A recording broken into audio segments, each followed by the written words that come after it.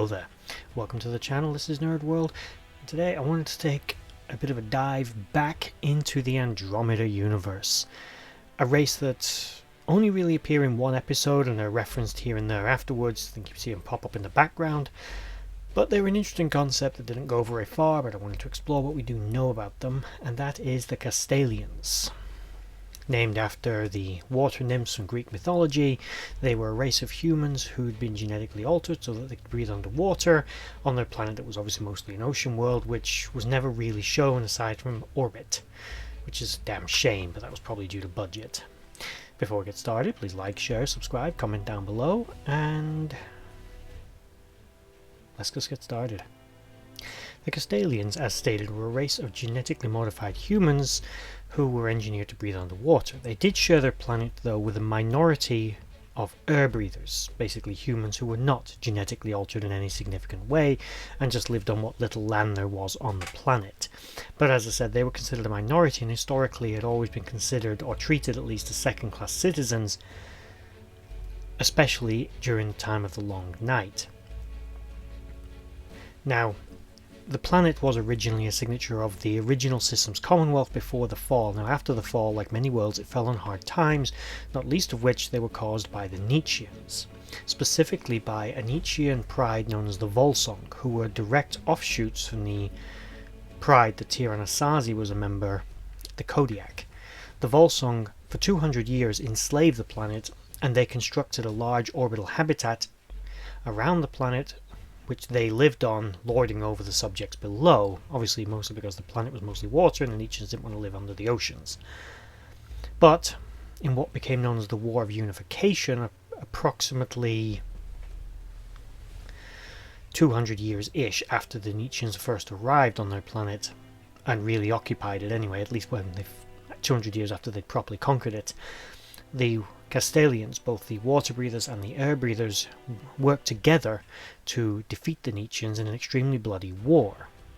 This eventually resulted, after the Castalians did sustain very heavy casualties, in their victory. The Nietzscheans would then surrender, but the Castalians would then commit what would be considered by the Commonwealth to be a war crime. Even after accepting their surrender, the leader of the Castalians would decide to destroy the orbital habitat, killing all the remaining Nietzscheans because he believed that they would pose a continuing threat even if they were defeated. Eventually they would try to reconquer the planet. If it wasn't these Nietzscheans, it would be somebody else, or another group of them, someone coming in, another Nietzschean pride coming in to help them, perhaps the Kodiak, for example. So he destroyed the station despite the fact that there were thousands of both humans and Castalians aboard the station who were there as slaves, but he considered them to be acceptable losses. This was then covered up as he would go on to be the planet's president and founder of their democracy, and also not only their first president and leader and a greatly respected man for his military history and all the things he would do, but also he would push through unification between air breathers and water breathers, a move that was not overly popular amongst the water breathing classes of the Castalians. When the Andromeda turned up at the planet, the world was very interested in becoming a signature world of the new Commonwealth, and they would actually go on to be the first signature, but Tyr had a great mistrust of them, and he knew what had happened to the Volsung. He knew that they had been massacred in, even from his standards, what was a war crime. They had surrendered. They should have been treated as prisoners of war and not simply obliterated. It seems like even the Nietzscheans have a sense of fair play. So he refused to deal with the president and would ultimately be basically stitched up as a assassin for the president's murder. Although he was ultimately proven to be not guilty, it was done via some tampering with his weapon. Not to do many real spoilers for the episode, it is actually quite a good one, so I won't really spoil exactly what happened or who was behind it, but needless to say, old tensions still existed on the planet that led to his assassination. But this also came to bring to light the crimes that he had committed during the war, which ultimately, although the Nietzscheans obviously had done a lot of bad things themselves, and you could argue they deserved it, but once they had surrendered, they'd surrendered and you had to deal with them as surrendered prisoners. Not to mention, this was an orbital habitat, not a strictly military installation, although certainly the Nietzscheans were warrior people, and their military was based there as well. All the children and the Nietzschean civilians would also have been aboard that station. And obviously most of their ships would have already been defeated by this point, so there wouldn't have been any ships flying away to escape, or they simply didn't allow them to do so. It's unlikely any of the Volsung survived, as it's implied that their entire pride was completely annihilated. It was all that was left of them.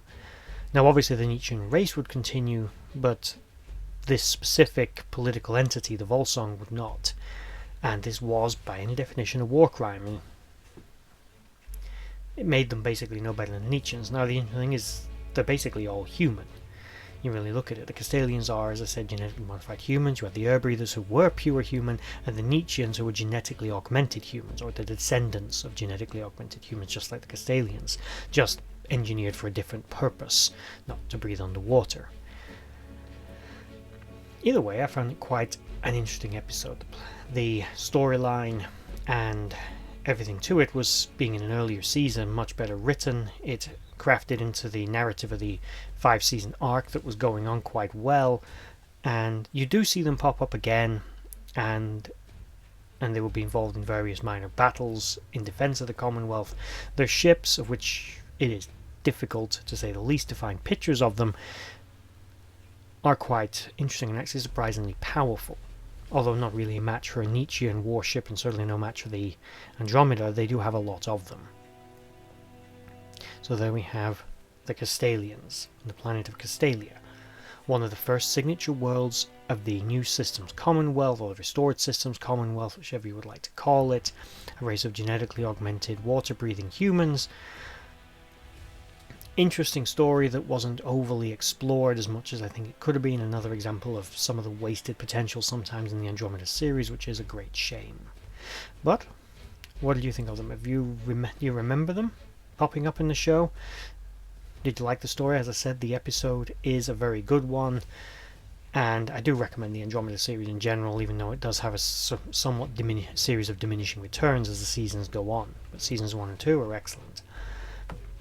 Let me know in the comments below what you think of them, or if you have any other races from the Andromeda Universe you'd like a breakdown of, or ships, or even individuals. Let me know, and I'll see if I can add them to my list and do another episode on them. In the meantime, like, share, bye bye.